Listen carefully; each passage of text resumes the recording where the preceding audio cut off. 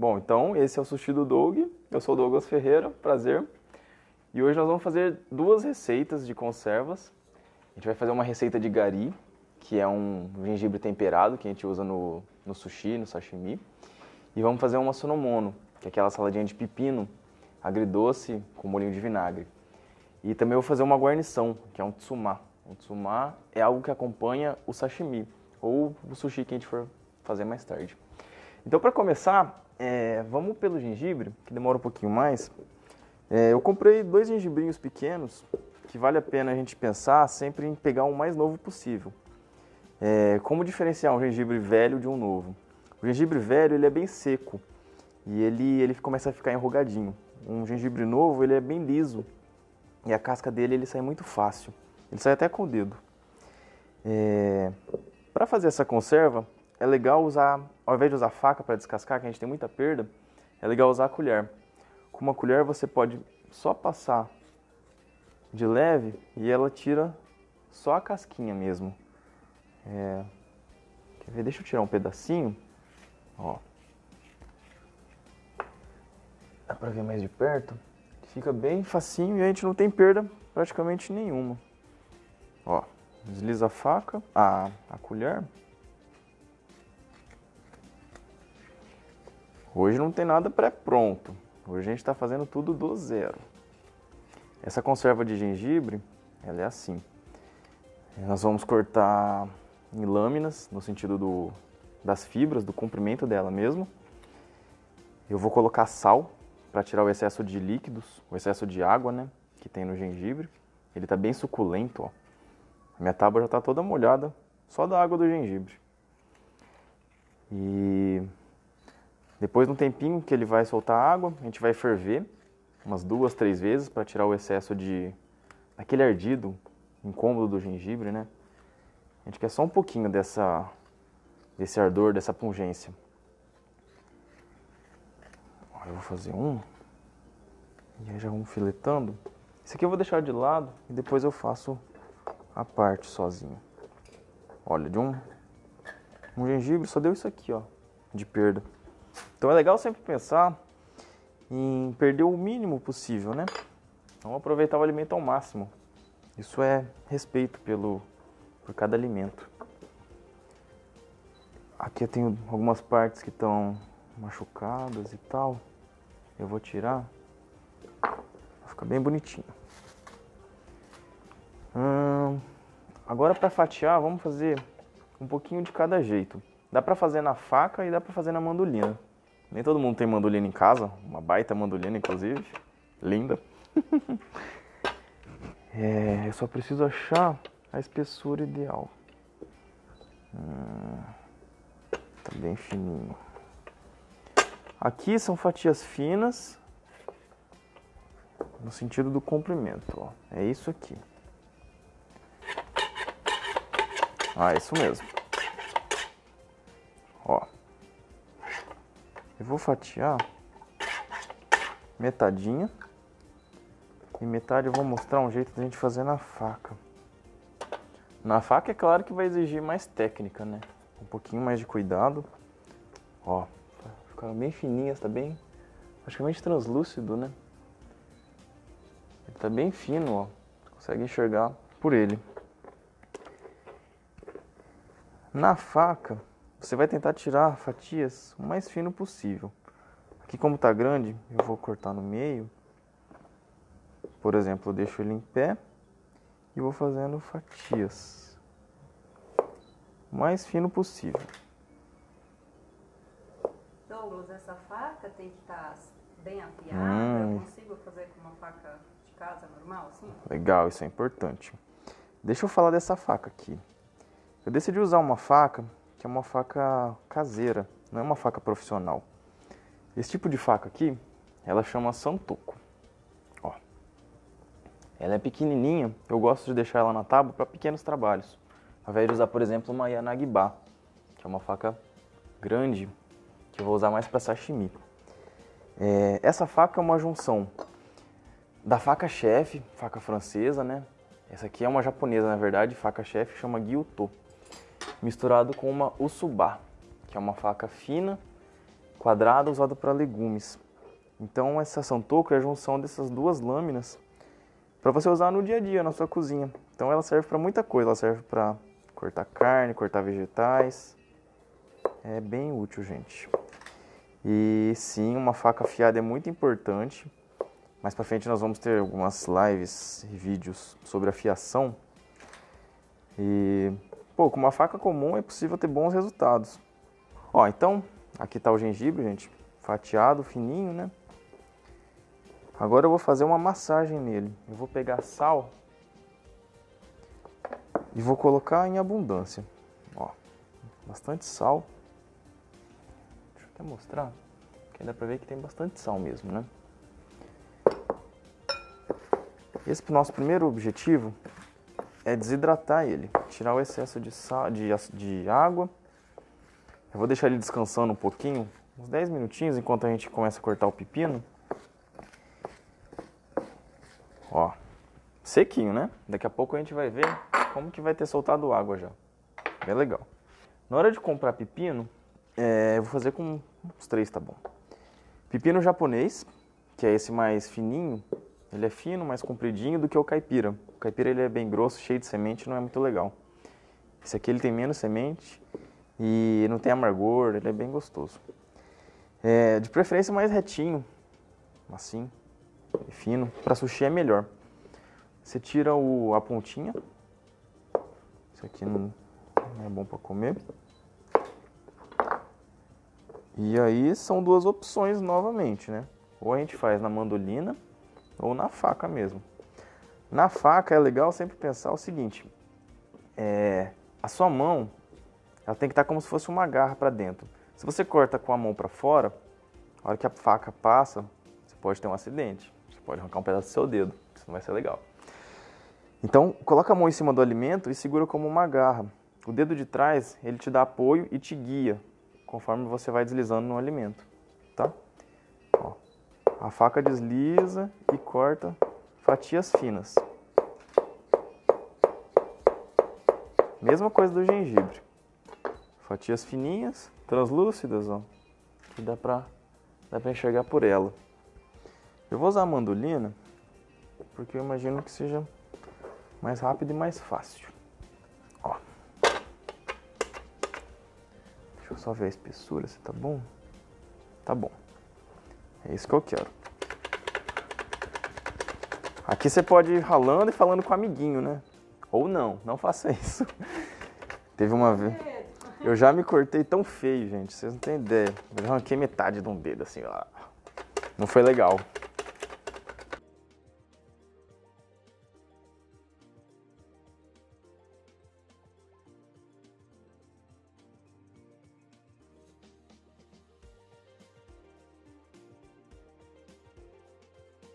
Fui até o finalzinho dele.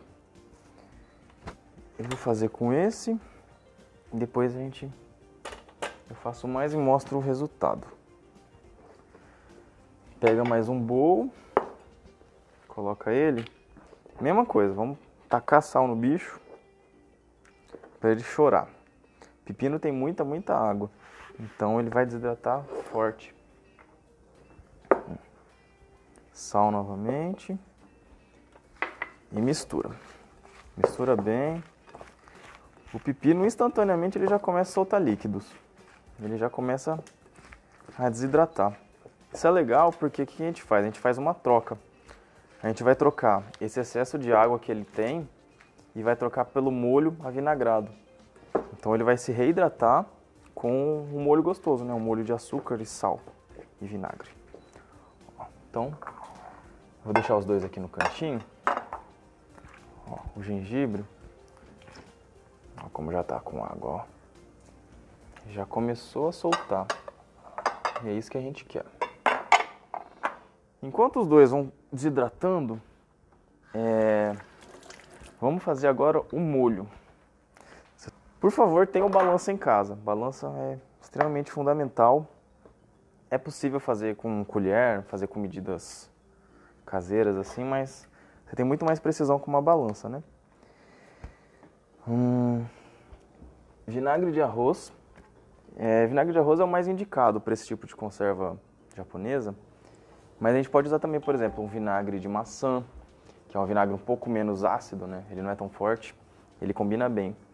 Na hora que a gente for fazer o arroz, a gente vai conversar um pouco mais sobre vinagre, açúcar e sal, misturas que a gente pode fazer.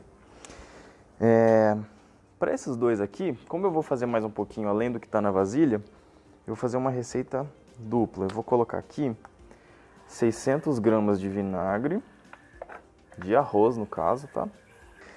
Ó, 600 de vinagre, açúcar, 360. Essa galera de humanas, hein? Pô.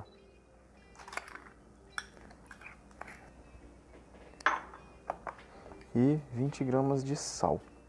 O sal já vai ter um resquício daquele que a gente colocou para desidratar os vegetais. Mas aqui já tá legal. Como opcional, talvez vocês encontrem muitas receitas por aí pela internet e tal, o pessoal colocar uma alga que chama kombu. Alga kombu. É gostoso, ela traz o sabor do umami. O umami é aquele gosto extra que a gente tem no paladar, além do que a gente conhece de comum, de salgado, doce, azedo, picante. Ele solta aquela sensação de algo gostoso, aquela sensação de delícia que a gente sente em alguns alimentos. Na cozinha japonesa tem muito disso, tem muita valorização do umami. Sempre a gente pensa em harmonia para gerar esse umami. Aqui, a gente tem que tentar dissolver o máximo possível fora do fogo. Açúcar refinado ele dissolve bem aqui no vinagre. Se fosse um açúcar demerara ou um açúcar mascavo, por exemplo, aí ele já é um pouquinho mais difícil de dissolver. Aí talvez precisaria colocar no fogo. Por que não colocamos no fogo? Porque a hora que a gente coloca o vinagre com temperatura alta, se ele começa a elevar muito, ele perde um pouco da acidez. Então ele vai ficar sem gosto, vai ficar aguado. E não é isso que a gente quer. A gente quer sentir o azedinho, o doce, o salgado, uma coisa em cada parte da língua, né? Então eu vou fazer isso a frio. E ó, ele fica muito brilhante por causa do açúcar. Tem muito açúcar. Cozinha japonesa a gente usa bastante açúcar. Vocês vão ver, né?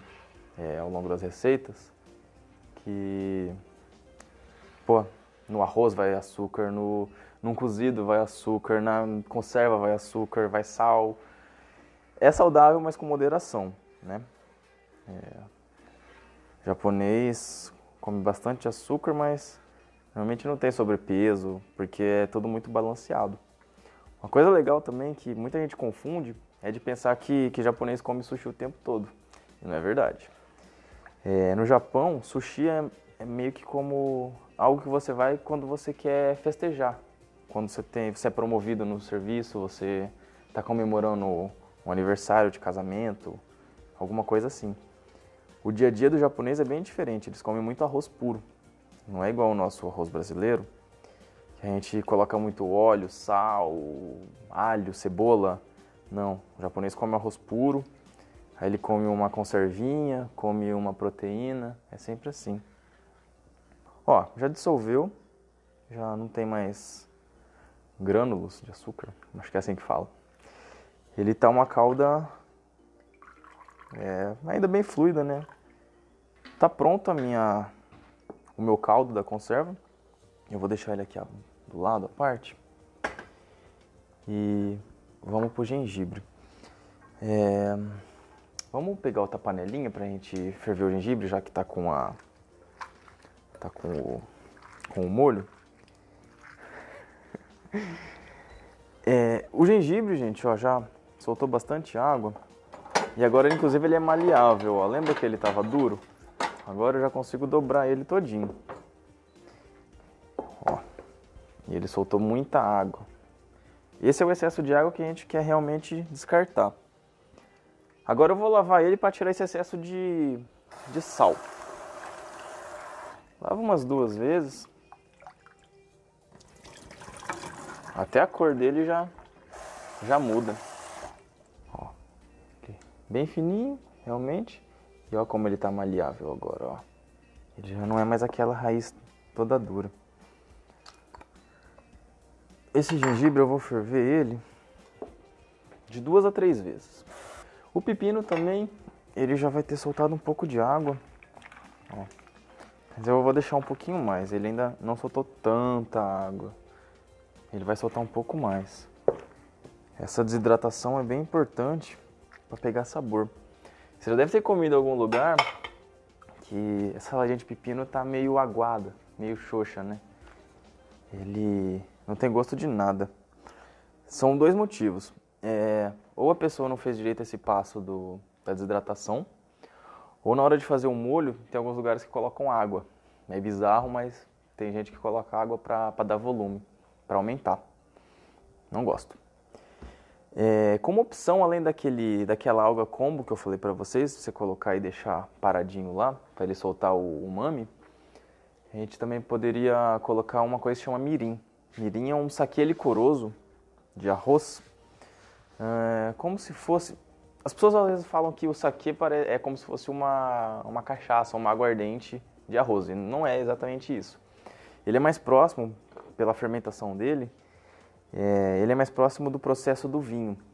Então o que poderia ser mais correspondente ao mirim seria um vinho suave, aqueles vinhos cheios de açúcar, sabe? Mas na cozinha a gente usa muito mirim, porque ele tira odor, ele dá firmeza, dá consistência, crocância e dá muito brilho. No arroz eu vou colocar um pouquinho de mirim, eu gosto de colocar na receita. Ele fica... Vocês vão ver, o arroz fica brilhando. É legal que todo mundo vai acompanhar esse processo de fazer o arroz e vocês vão ver que a hora que vocês forem no restaurante vocês vão começar a avaliar isso. Você vai ver se o arroz está brilhando, se ele está bem encapsulado. Enfim, isso vai ficar para daqui a pouco. A gente vai ter mais uma live mais tarde e a gente vai falar sobre muitos detalhes do arroz. O arroz parece uma coisa super simples. O sushi parece muito simples, na verdade, né? Quando você pensa num bolinho de arroz com um peixe por cima, é muito simples. Mas existem muitas técnicas e pequenos detalhes que realmente fazem a diferença na hora que você come. Talvez se você não souber, passe despercebido, mas na hora que você come, você sente que não é a mesma coisa. Eu já vou tirar esse pepino aqui. Não temos muito tempo para ficar enrolando. Então, ó, ele já soltou muito mais água. Tá aparecendo aí no vídeo? Ó. Ele já soltou bastante água. Eu vou escorrer essa água que tá com muito sal. E vou lavar. Eu vou lavar 2 vezes só. Para ainda ter um resquício do sal. Para equilibrar aquele molho que nós fizemos.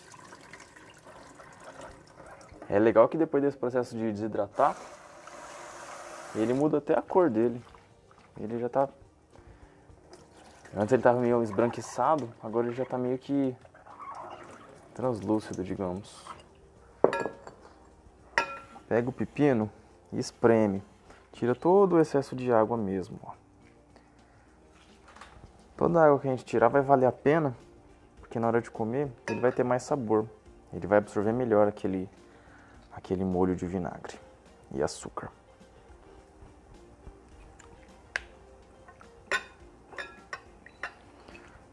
Adicionou o molho, geladeira. Esse tipo de conserva, ele não necessita de muito tempo em contato com o vinagre. Ele só um pouquinho já é o suficiente. Uma horinha, 2 já é o suficiente para ele pegar o gosto. Se você deixar mais tempo, ele vai ficar gostoso. Ele vai cada vez acentuando mais o gosto do molho. Uma concha. Uma segunda. Que bonito. Eu vou colocar vinagre o suficiente, molho o suficiente para cobrir. Não precisa de mais do que isso. Aí. Na geladeira,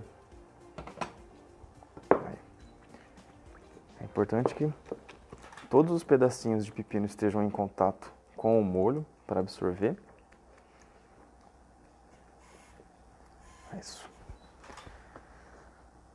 Tá pronto, ó. Esse é o sonomono, ele vai gelar. E depois de pronto, na hora de servir, a gente vai colocar um pouquinho de gergelim torrado, moído. E é legal também colocar cane. Em muito lugar coloca cane picadinho, para dar um contraste de cor. Tem variações de formatos, a gente poderia fazer ao invés de rodelinhos, a gente poderia fazer em pedaços maiores, ficam mais crocantes. Ou em pedaços grandes mesmo, por exemplo. Um pedaço desse tamanho, cortar em 4, ele fica super crocante. Eu uso até para pôr em hambúrguer, fica muito bom. Então esse aqui eu vou botar na geladeira, eu vou deixar lá umas 2 horinhas e mais tarde eu vou comer. Na verdade, eu vou comer. O gengibre já ferveu, gente, ó. De acordo com a pungência do gengibre, de como ele tiver, a gente vai ter que avaliar se a gente vai deixar 1, 2, 3, 4, sei lá quantas vezes para tirar esse excesso. Ó, vou escorrer essa água.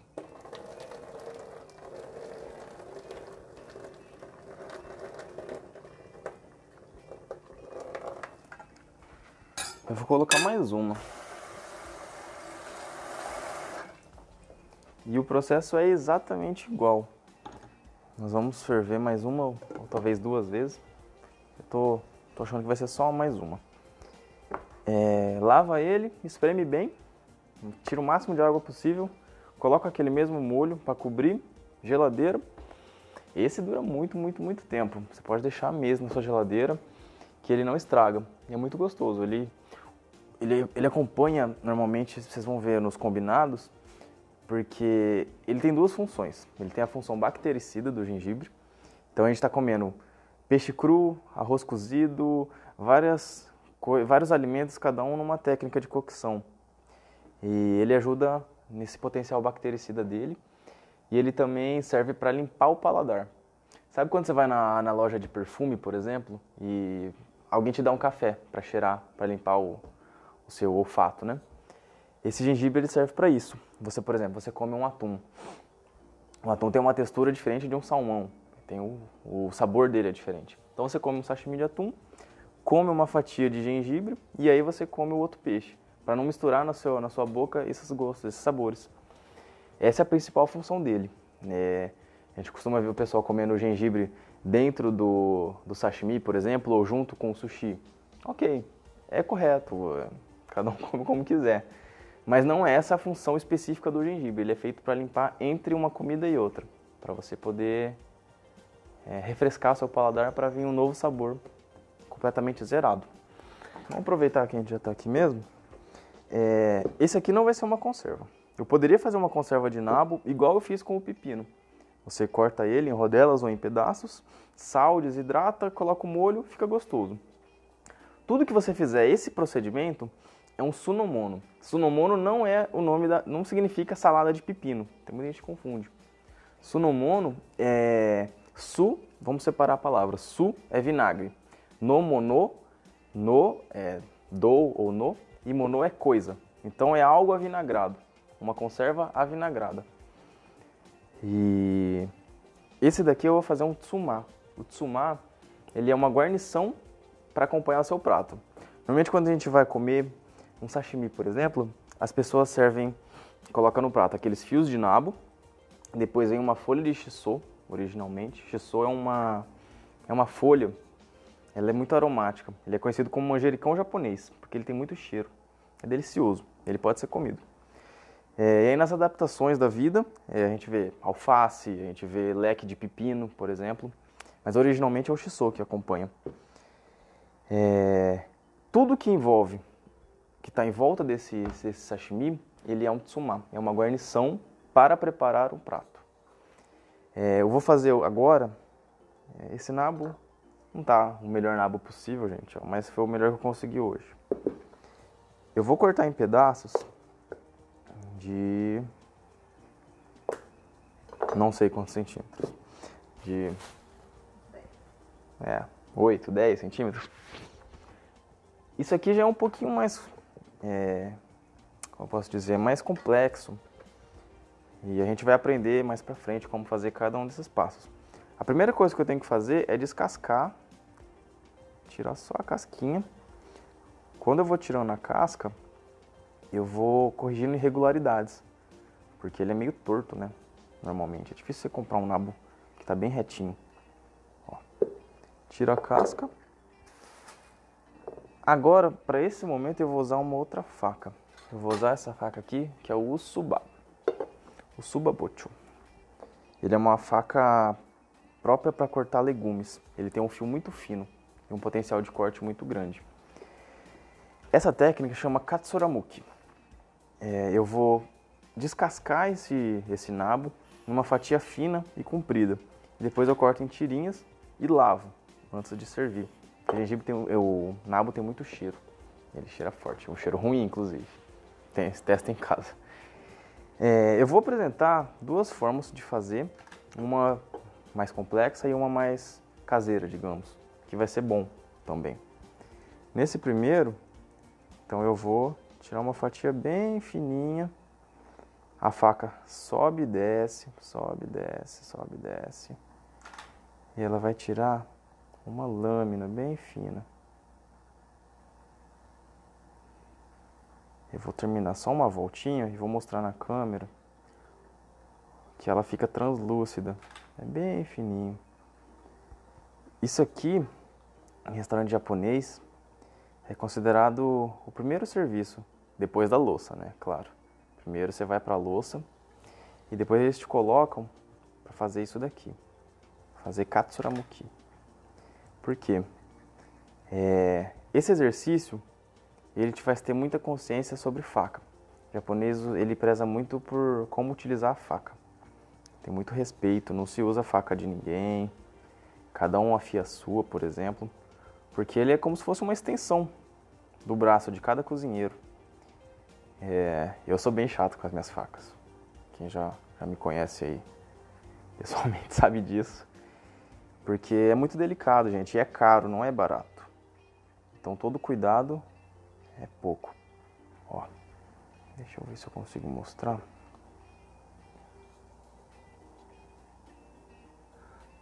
Dá pra enxergar? Dá pra ver a faca através do nabo? Então ele tem que ser o mais fino que você puder.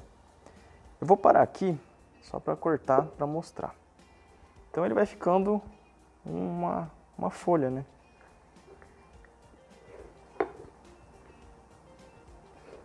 Depois disso aqui é só cortar em tiras. Ah, pô, mas eu não tenho habilidade suficiente para cortar desse jeito, tenho medo de me cortar. Você pode pegar ele, corta um pedaço para montar uma base. Sempre faz isso, porque como ele é redondo, às vezes você vai deixar ele como está redondo, a hora que você vai cortar ele escorrega e pega na sua mão. Então é sempre bom fazer uma base plana para poder cortar. E aqui você tira finas fatias, o mais fino que você puder. Não vai ter o mesmo resultado, mas é uma opção para quem tem medo de se aventurar um pouco mais ou não tem uma faca com fio melhor assim, vamos falar. É como se a gente estivesse fazendo o corte francês, né, de julienne, que é tirinhas.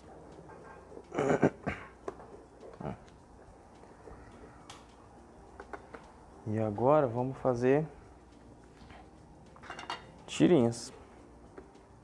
Então, o primeiro é aquele que eu descasquei.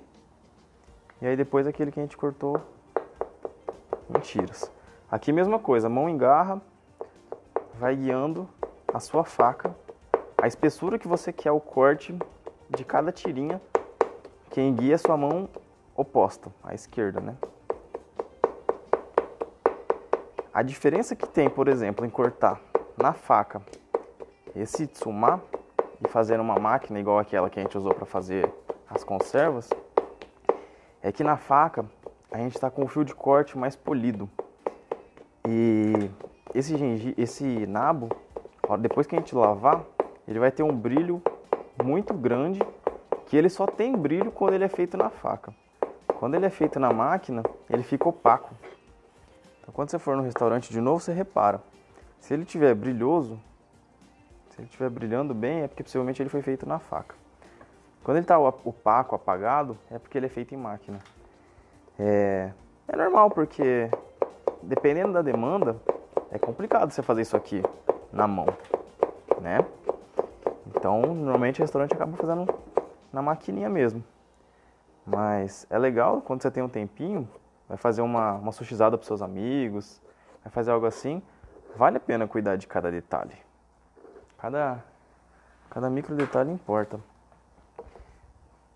Então, pega para mim a peneira ali, por favor, aquela de lavar arroz. Eu tenho aqui os dois cortados, fininho, ó. Os dois foram feitos na faca. Eu vou juntar, porque a gente vai usar mais tarde só. Eu tenho aqui um lavador de arroz. Esse aqui eu comprei na Daiso também. Lá é meu paraíso, gente. Eu me perco lá. Nossa Senhora. Meu lugar favorito. E vamos lavar, ó. Tá com um cheiro bem forte.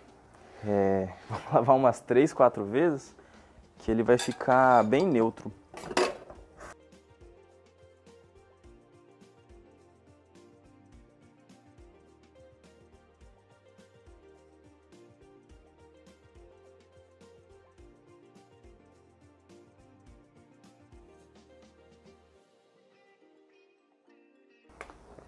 Ó, tá aqui nosso tsumá. Deixa eu mostrar mais perto, que dá pra ter noção do que eu tô falando. Ó, quando a gente faz na faca, ele apresenta mais brilho. Talvez dê pra ver aí na câmera, talvez não.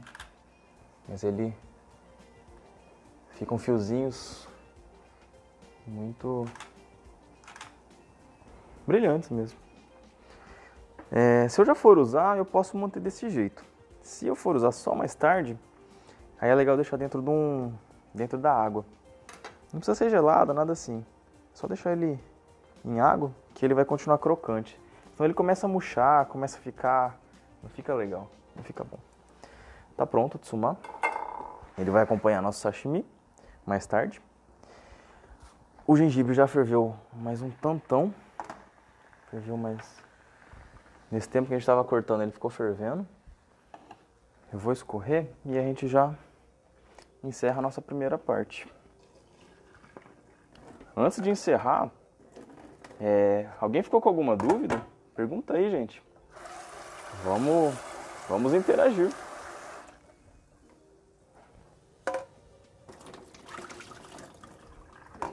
Só aplausos mesmo. Ah, que bom. Depois a gente coloca as receitas, né? Quanto que vai de cada coisa, para todo mundo poder reproduzir em casa. Reproduzir em casa, me marcar. Vamos ser web friends.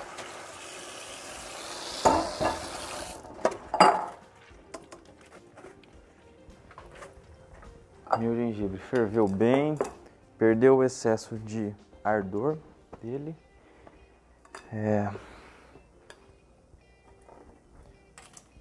Então o mesmo passo que a gente fez com o Sunomono. Eu vou espremer bem. Tirar esse excesso de água. Agora já tá frio. Passei na água algumas vezes pra já ficar bem frio. Isso aqui é uma delícia. Aí.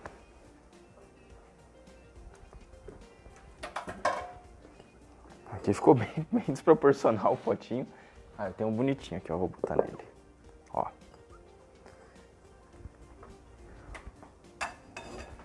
O gengibre puro. Olha que bonitinho. E aí eu vou completar com aquele molho. O mesmo molho que a gente fez pro pepino, a gente vai usar no gengibre.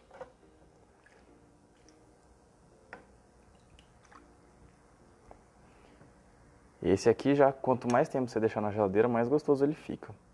Que ele vai absorvendo melhor o gosto do molho. Tá pronto. Vou colocar na geladeira também. Tá bom, gente, obrigado. Mais tarde a gente volta e aí espero vocês. Obrigado.